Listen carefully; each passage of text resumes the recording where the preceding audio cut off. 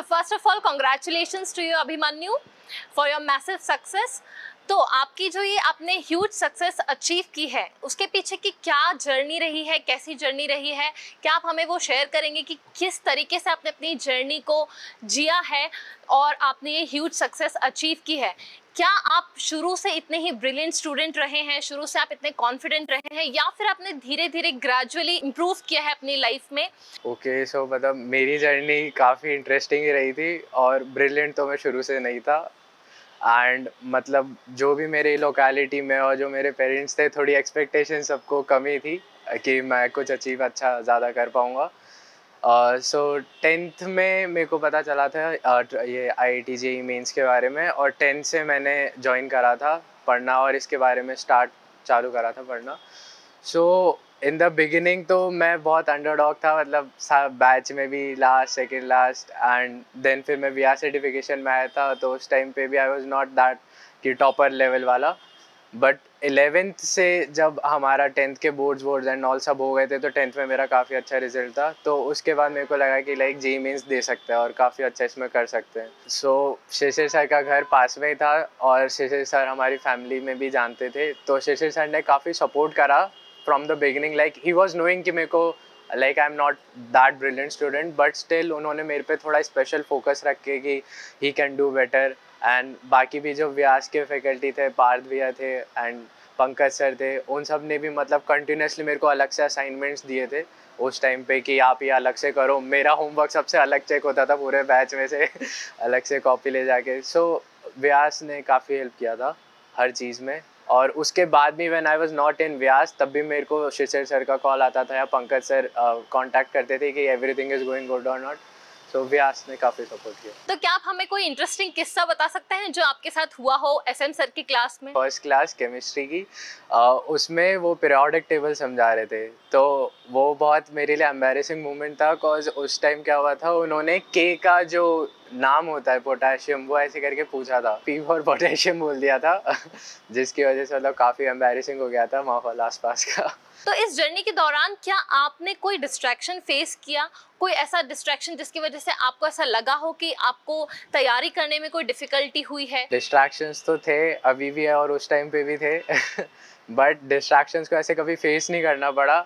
Like I enjoyed my distractions also, but उन्हें कभी भी पढ़ाई में मैशअप नहीं होने दिया। Main distraction was like friends, obviously. थोड़ा पापा ने बुलेट दिलाई रखी थी, तो ऑब्वियसली सब हवा में ही रहता था मेरा। तो every time I was roaming from here to city mall to मेरा घर, तो उसी में चलता था। मेन डिस्ट्रैक्शन यही था, बट वो ये पढ़ाई के बीच में उसे कभी नहीं आने दिया। उसको एज अ अपॉर्चुनिटी देखा कि like my father is supporting me a lot, उन्होंने मेरे को इतना दिया है, सो उसको कभी भी पढ़ाई में इन्वॉल्व नहीं होने दिया। आपने व्यास का डिजिटल कोर्स ज्वाइन किया, तो आपके हिसाब से ऑनलाइन कोर्स के क्या फायदे हैं? सो ऑनलाइन में मतलब बहुत काफ़ी रिलैक्स स्टडी हो जाती है, आप लेटे लेटे पढ़ लो, कभी भी जब आपका मन हुआ उठ के चले गए, फिर वापस पढ़ लिया।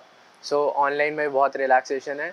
और दूसरी बात, आप हर चीज़ अपने कैपेबिलिटी के हिसाब से देख सकते हो। आपको धीरे देखना है तो आप आराम से एक लेक्चर 2 दिन में कंप्लीट करो, थोड़ा जल्दी देखना है तो 2x पे देख के कंप्लीट कर लो।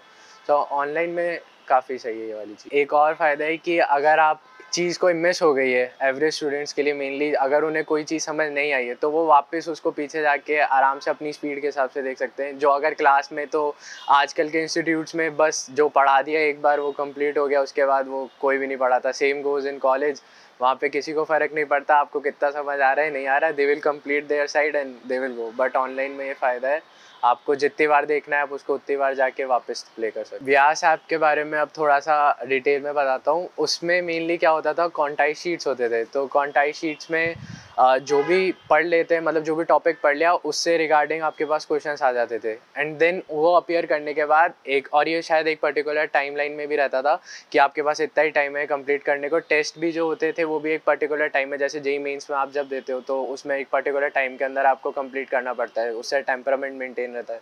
तो वो भी काफ़ी हेल्प करता है, व्यास ऐप में है। एंड टेस्ट के लिए आपको टेस्ट देने के बाद आपके पास टेस्ट एनालिसिस आ जाता है, जिसके बारे में आपको पूरा पता चल जाता है ये मेरा वीक स्पॉट है, इस पर्टिकुलर टॉपिक में मेरा लो रह गया है, इसमें मैं काफ़ी अच्छा हूँ, तो इसके बारे में कम प्रैक्टिस कर सकता हूँ। Will you recommend Vyas certification for all JEE aspirants? So Vyas certification मेरे लिए तो बहुत बेनिफिशियल रहा और दूसरों के लिए भी बिल्कुल रहेगा। और मेरा मेनली मैसेज यही है सबके लिए कि जितना ज़्यादा आप अपने पे मतलब इट्स ऑल अबाउट योरसेल्फ, कि आपको अपने आप से अंदर से ज़्यादा मेहनत करनी पड़ेगी, बट उसी मेहनत को एक डायरेक्शन प्रोवाइड कराने में व्यास बहुत हेल्प करता है, और आपको वही एक बहुत सिंपलर स्ट्रक्चर में प्रोवाइड कराने के लिए व्यास इज़ वेरी बेनिफिशियल। सो मैं यही बोलूँगा कि व्यास में जितना ज़्यादा आप इस पे जुड़ेंगे इस प्लेटफॉर्म से, उतना ज़्यादा आपका फ़ायदा है। व्यास भी अब बहुत ज़्यादा अपग्रेड हो चुका है, एंड आप यूट्यूब पे स्क्रॉल करने से अच्छा आप कोई काम की चीज़ देखो तो ज़्यादा अच्छा है। जैसे शिशिर सर की 1 मिनट ऑर्गेनिक केमिस्ट्री की टिप्स, और जो रीसेंट एनालिसिस हैं सारे टेस्ट पेपर्स के, वो तो जेईई मेंस और एडवांस से रिलेटेड एग्जैक्ट टिप्स भी शिशिर सर 1 मिनट शॉर्ट्स पे दे रहे हैं। सो आप ये सारी चीज़ों को यूट्यूब पे मतलब एक्सेस कर सकते हो बहुत easily, rather than wasting your time on other things. So तो आप अपने जो स्टूडेंट्स तैयारी कर रहे हैं IIT JEE की, जो एस्पिरेंट्स हैं, उन्हें उनके लिए आपका क्या मैसेज यही है, ज़्यादा लोड नहीं लेना किसी भी चीज़ का। मैंने अपने आप से बहुत रिलैक्स होकर निकाली है सारी चीज़ें, सो आपको भी रिलैक्स होकर निकालना है, और बिल्कुल भी मतलब कभी किसी चीज़ का लोड नहीं लेना। और ये सारी चीज़ें हो जाती है, इतना ज़्यादा इन चीज़ों का वो बर्डन नहीं लेना चाहिए कि नहीं होगा तो क्या कहेंगे लोग, क्योंकि लोग होने के बाद भी कम ही कहते हैं। तो आपको बस उसी पे ध्यान देना चाहिए, अपनी मेहनत पे, कि आपने अपना 100% दिया है या नहीं। और मेनली आप थोड़ा टेस्ट ज़्यादा दें मेरे हिसाब से, क्योंकि टेस्ट आपको आता है पर आप उसको टेस्ट देने में आप अपेयर नहीं कर पाते, लाइक टेस्ट में आपका टेम्परामेंट मेंटेन नहीं हो पाता। मेरे बहुत सारे फ्रेंड्स इस वजह से रह गए थे, मतलब उनको वो मेरे से भी ज़्यादा पढ़ते थे, मेरे से भी ज़्यादा ज्ञान था उन्होंने, अभी भी है, बट उनकी कट ऑफ भी क्लियर नहीं हुई थी। वो सिर्फ इसी वजह से कॉज उन्होंने टेस्ट में अपना टेम्परामेंट मेंटेन नहीं कर पाए, वो पैनिक हो गए। कोचों को किसी को वो सॉल्व करने का पैटर्न नहीं आता था कि इसमें या MCQ में डेसिमल के कितने पास तक जाना है। तो ये सारी चीज़ों का आप तभी ध्यान रख पाओगे जब आप खुद अटेम्प्ट करोगे पेपर। सो टेस्ट देना सबसे ज़रूरी मेरे से। सिली मिस्टेक से बचने के लिए तो मेनली आपकी फाउंडेशन स्ट्रांग होनी चाहिए। सो आपको बहुत from the very beginning, like from class 6-7 आपको अपनी फाउंडेशन पे ध्यान दे देना चाहिए, और उसी टाइम से like you should be clear about your goal कि आपको क्या अचीव करना है, और उसी पे लग जाना चाहिए। सो 6 और 7 से मेरे हिसाब से जितना जल्दी करो उतना ज़्यादा अच्छा है, ताकि जब आप पे एकदम अचानक से प्रेशर आए तो आप उसे हैंडल आउट कर पाओ। तो ये थे अभिमन्यु, जो कि IIIT इलाहाबाद में पढ़ रहे हैं, और हम इनके उज्जवल भविष्य की कामना करते हैं।